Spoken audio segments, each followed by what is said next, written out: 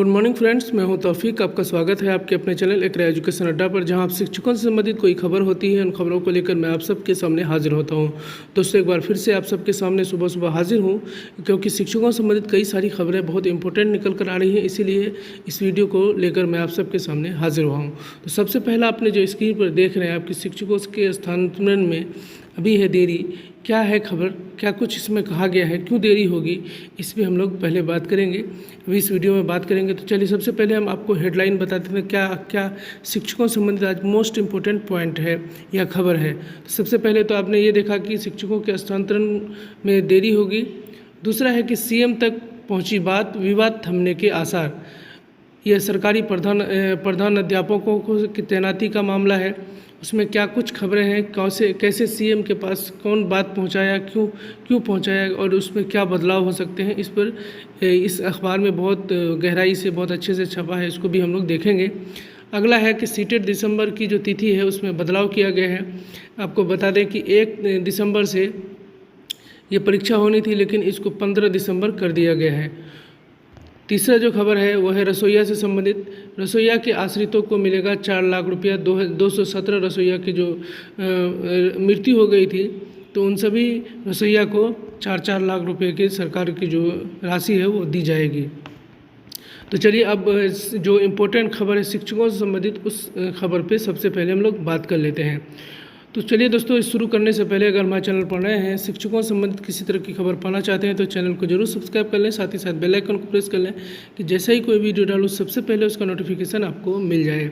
तो आइए जानते हैं सबसे पहले खबर क्या है। शिक्षकों के स्थानांतरण और पदस्थापन के साथ ही अनुकंपा पर नियुक्ति की नीति बनाने को लेकर 2 जुलाई 2024 को शिक्षा विभाग ने कमेटी गठित की थी। कमेटी गठन को लेकर जारी पत्र में कहा गया था कि 15 दिनों में ये कमेटी रिपोर्ट देगी, जिसके आधार पर विभाग निर्णय लेगा। 2.5 महीने बाद भी कमेटी की रिपोर्ट का अंतिम रूप नहीं दिया जा सका है।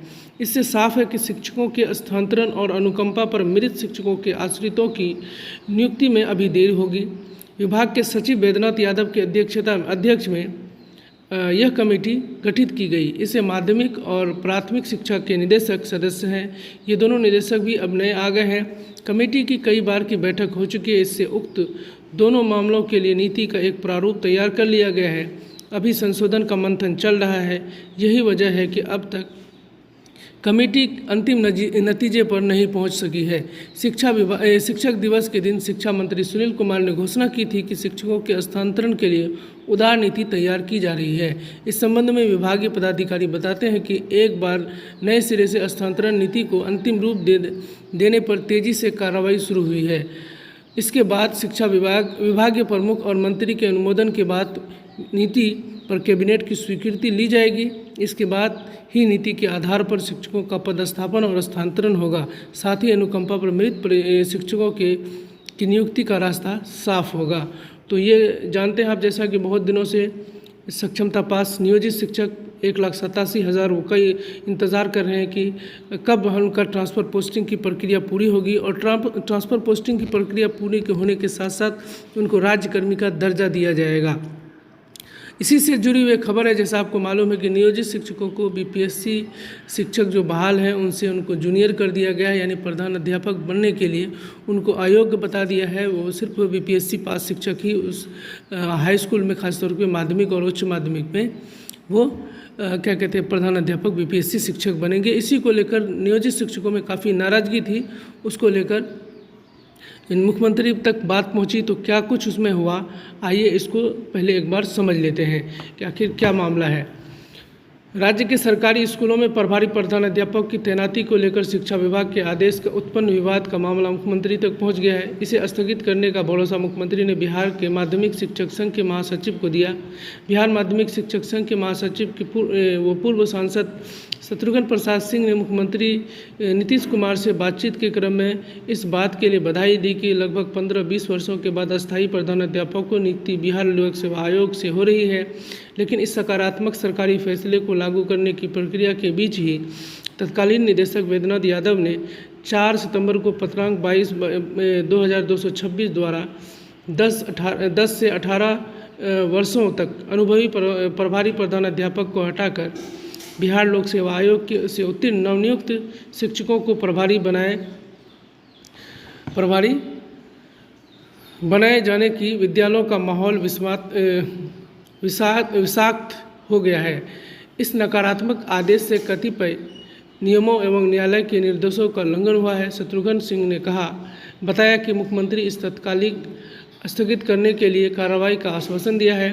स्थायी प्रधानाध्यापक की नियुक्ति तक प्रभारी प्रधानाध्यापक को यथावत रहने ही पठन पाठन एवं प्रशासन बेहतर होगा। श्री सिंह ने बताया कि राज्य के पारग्रस्त क्षेत्रों में विद्यालयों के बार बार बंद करना और खोलने की समस्या एकमात्र समाधान है कि पूर्व की भांति बाढ़ग्रस्त क्षेत्र के विद्यालयों को बरसात के मौसम में बंद किया जाता रहा है और ग्रीष्म अवकाश में ऐसे विद्यालय पढ़ाई की जाती रही है। इसलिए 2025 में लागू होने वाले अवकाश तालिका में इसका प्रावधान किया जाए। पटना जिले के शिक्षक अविनाश कुमार की गंगा नदी पार कर विद्यालय जाते वक्त मौत के बावजूद उसके परिजनों को अब तक मुआवजा राशि भी नहीं मिली।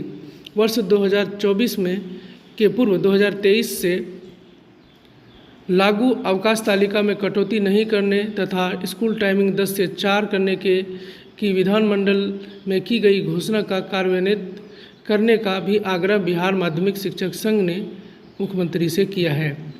आपको याद दिला दूं कि माध्यमिक शिक्षा निदेशक के 4 सितंबर के निर्देश के मुताबिक सरकारी स्कूल में प्रभारी प्रधानाध्यापक की तैनाती में पुराने वेतनमान वाले शिक्षकों को प्राथमिकता दी जानी है। इसके तहत जिन माध्यमिक उच्च माध्यमिक विद्यालयों में 1 से 8वीं कक्षा के पुराने वेतनमान वाले प्रधानाध्यापक के साथ नियोजित व बीपीएससी वाले शिक्षक पदस्थापित हैं, वहाँ 1 से 8वीं कक्षा के प्रधानाध्यापक वित्त प्रभार के साथ प्रभारी प्रधानाध्यापक घोषित किए जाएंगे।